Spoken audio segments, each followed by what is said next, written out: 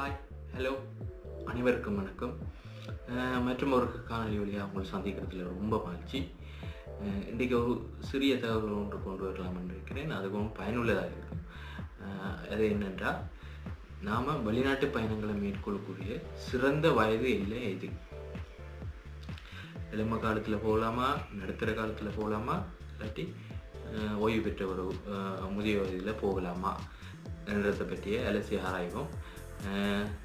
கேட்காம வாங்க வீடியோக்குள்ளே போவோம்.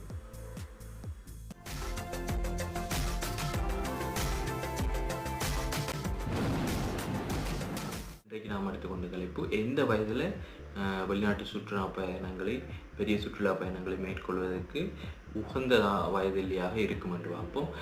முதல்ல நம்முடைய முன் பருவம், அதாவது இளமை பருவத்தை எடுத்துக்கொண்டால் 20 தொடக்கம் 30, 35, 20 தொடக்கம் 35 என்று வைப்போம்.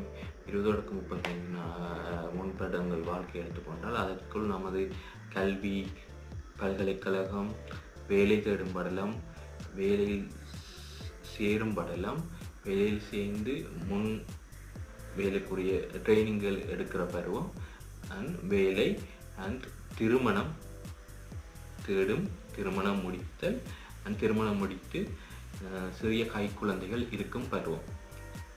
அதுதான் பொதுவாக அமைகிறது இந்த 20 தொடக்கம் 35. ஸோ இந்த இதுக்குள்ளே நம்மளால் மிகப்பெரிய பயணங்களையோ இதையோ செய்வது மிகவும் கடினம். ஏனென்றால் முதலாவது நமக்குரிய பணப்பற்றாக்குறை ஒன்று ஏற்படும் என்றால் நாம் இன்னும் அந்த முழுசாக ஒரு தொழிலுக்குள் இறங்கி இருக்க மாட்டோம். அது செலவுகளும் கூடிய வருவோம். அதான் திருமண செலவு, அது இது. மற்றது கைக்குழந்தைகளாக பிள்ளைகள் இருக்கும்போது ட்ராவல் பண்ண இயலாத பருவமாக இது இருக்கும். ஸோ நம்ம இளமை பருவத்தில் ட்ராவல் பண்ணுவதற்கு நிறைய ஆர்வம் இருக்கும். ஆனால் அதுக்குரிய நேரமும் அதுக்குரிய பொருளாதாரம் நம்மள்கிட்ட இருக்காது.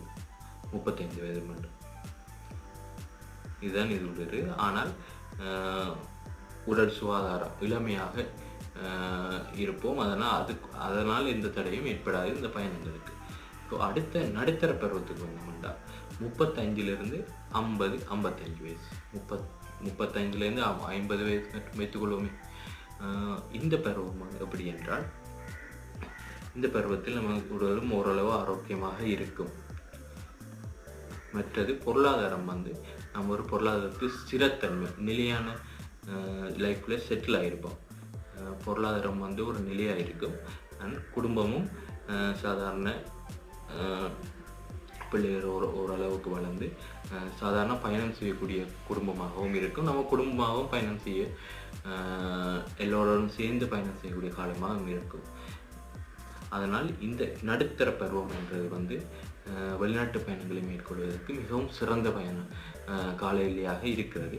அடுத்த மூன்றாவது ரிட்டையர் ஆன பிறகு அல்லது வயதான பிறகு பயணம் செய்வது.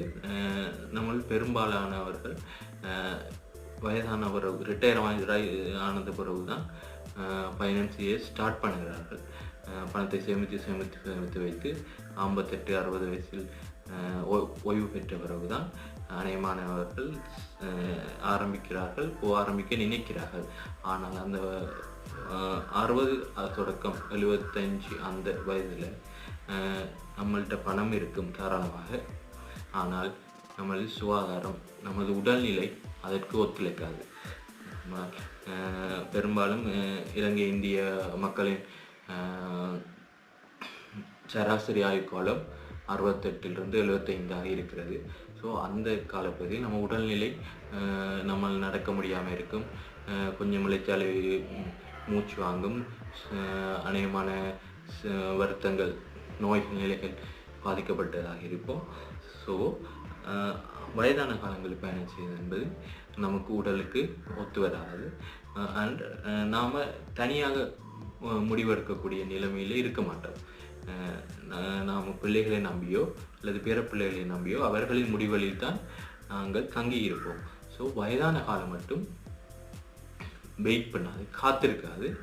நடுத்தர வயதில் சிறு சிறு பணம் பற்றாக்குறையாக இருந்தாலும் ஒரு பணத்தின் ஒரு பகுதியை சேமித்து உங்கள் வெளிநாட்டு சுற்றுலாவை ஆரம்பித்திருங்கள். வாழ்க்கையை அனுபவிக்க வேண்டிய காலத்தில் அனுபவித்திருங்கள். போன பின்பு ஒன்றுமே இல்லை. வாழ்க்கை என்பது சிறியதொரு வட்டம். அது நாம் அனுபவிக்க கிடைக்கக்கூடிய வருடங்களும் மிக சொற்பமே. ஸோ இன்றே உங்களது பயணத்தை ஆரம்பித்திருங்கள். நன்றி, வணக்கம்.